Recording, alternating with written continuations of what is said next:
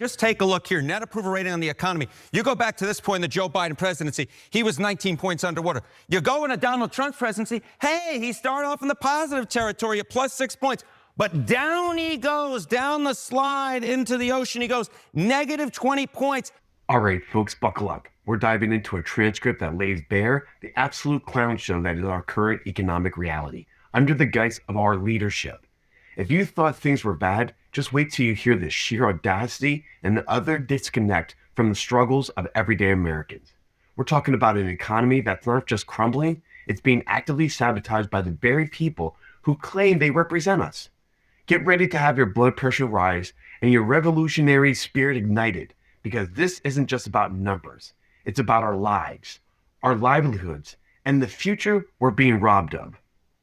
Donald Trump is actually in slightly worse position right now in the economy than Joe Biden was in this presidency. Trump administration is focusing too little on lowering prices. The vast majority, 3 in 4 Americans, say he's focusing too little on lowering prices. That's why he's going into Iowa. What is he focusing too much on? He's focusing too much on deportations at 53%.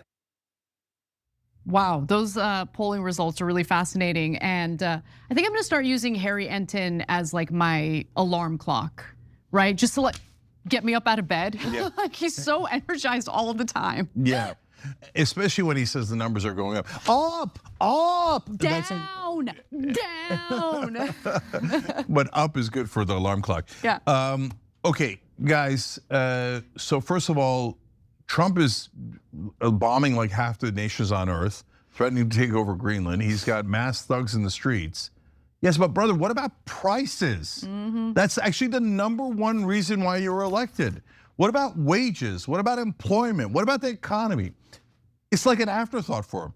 Every once in a while, somebody will tell him, hey, you just lost 26 points on the economy, and then he'll come out like, affordability is a hoax, but I believe in it. No, Jake, I gotta tell you. So like, I came across a Trump video before we came on air today where he's talking about housing prices. And he's like, I don't want housing prices to go down. I want to keep the value of your houses up. Brother, that ain't the issue. Oh, my friend, that is the issue, but not in the way he thinks. This is the classic, utterly tone-deaf capitalist mindset that prioritizes asset depreciation for the already wealthy over the basic human right to shelter. Keep the value for your houses up? For whom exactly? The landlords and the property hoarders who are already pricing working families out of their communities? It's like watching a chef meticulously polish his silver while the customers are still waiting for their meal, starving. The value of a house shouldn't be a speculative casino chip.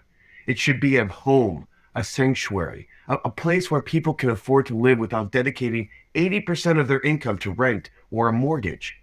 Trump, like so many of his cronies, sees housing as an investment vehicle, not a fundamental need. It's not just clueless, it's actively cruel. We need policies that build homes, not just inflate portfolios. We need to tax vacant properties, regulated rents, and stop letting the wealthy turn our neighborhoods into commodities while people sleep in their cars. Housing is a human right, not a get-rich-quick scheme. By the way, guys, look, if you're a homeowner and you're fortunate enough to be a homeowner, I get it, I understand, right? The value of your home has been inflated over the fact that we have a housing shortage.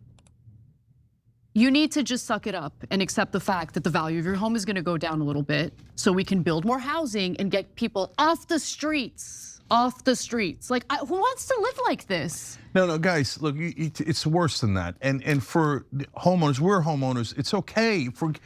I don't even know that it's gonna go down an inch, right. Okay? But we've gotta stop the massive increase. Because I've now talked to so many guys that are like average Americans, a barber, a driver, blah, blah, blah. And they're all saying the same thing. I'm so squeezed, I can't save anything. Right. I can't, all my money is going to expenses. How the hell am I gonna save like a nickel and a dime and have that add up to a house?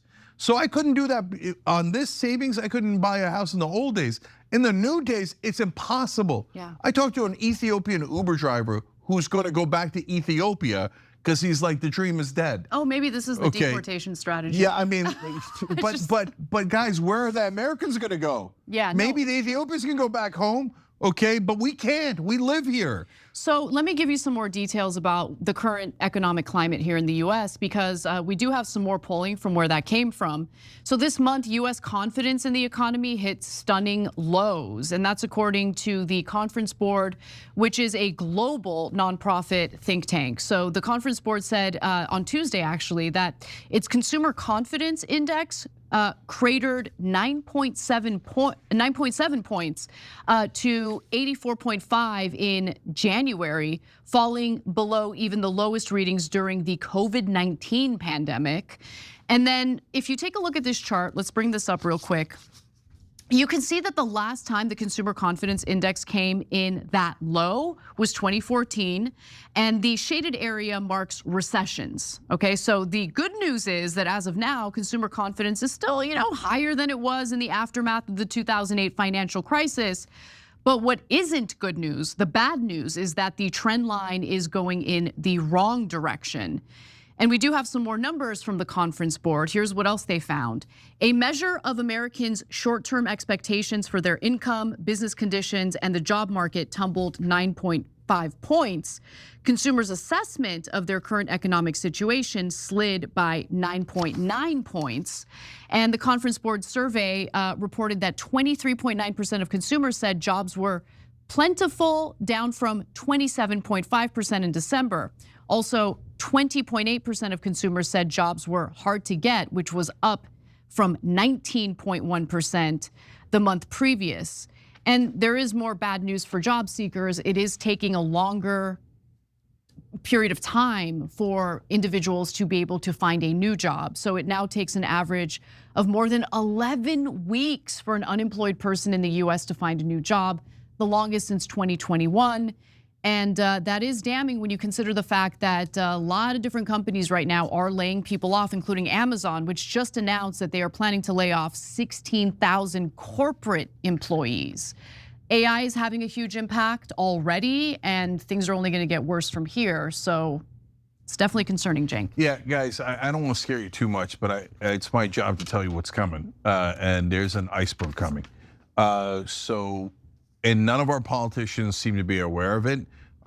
Ro Khanna's working on an AI employment plan from what I've heard, but no one else, right?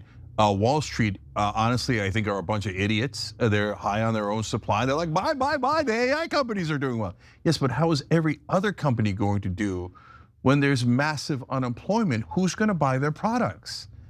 So here, let me tell you a story. A friend of mine owns a company. He is talking to others that own companies in tech and digital, et cetera. And there's a race to fire 25% of their staff at all of these companies. A race to fire 25% of their staff? Wow, let that sink in. This isn't innovation. This is a crazy Hunger Games for corporate profits, where the prize is shredding human beings like dead weight.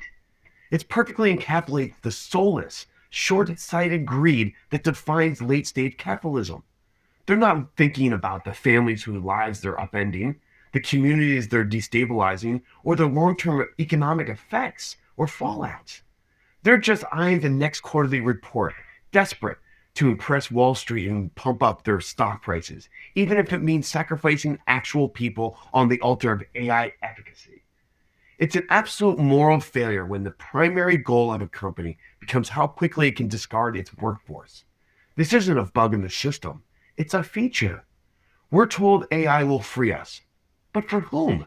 It seems only freeing corporations to consolidate wealth and power while leaving the rest of us scrambling. We need to fundamentally change and challenge this paradigm, demanding a system where technological advances benefit everyone, not just a select few at the top. This race is a race to the bottom for workers, and we need to stop it now.